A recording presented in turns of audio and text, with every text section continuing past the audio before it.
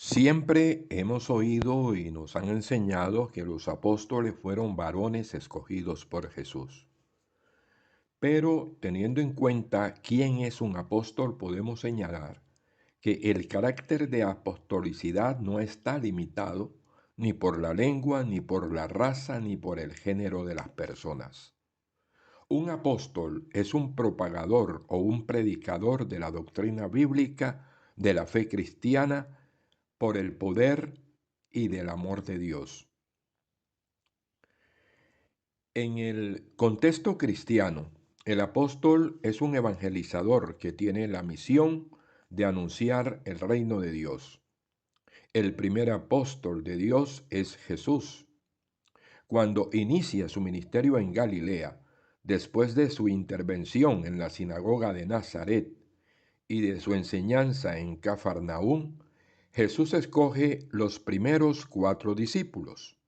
Lucas 4, 14 al capítulo 5, versículo 11.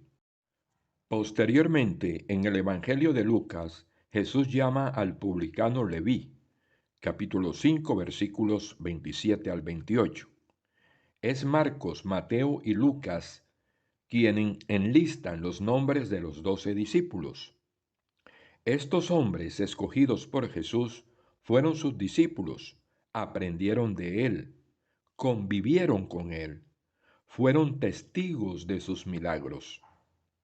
Y cuando Jesús, después de resucitado, antes de subir al cielo, les ordena ser sus apóstoles, los envía a anunciar el reino de Dios.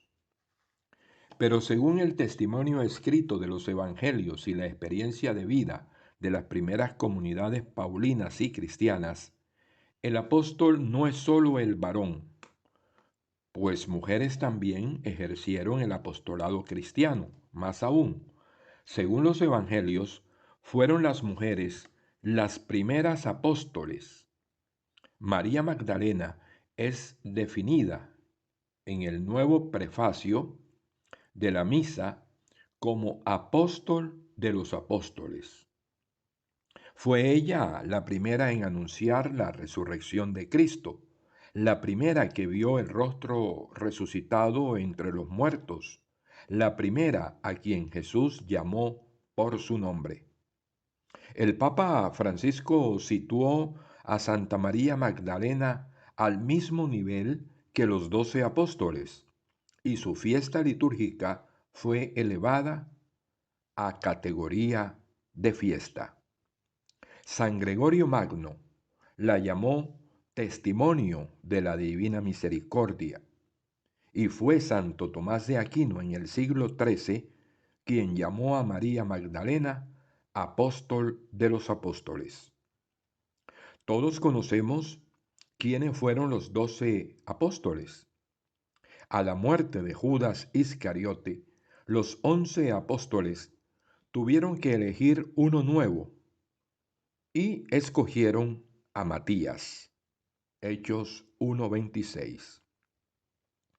En la Biblia encontramos los nombres de otros apóstoles. Hechos 14:14 nos presenta a Pablo y a Bernabé. Gálatas 1:19 nombra a Jacobo, el hermano del Señor.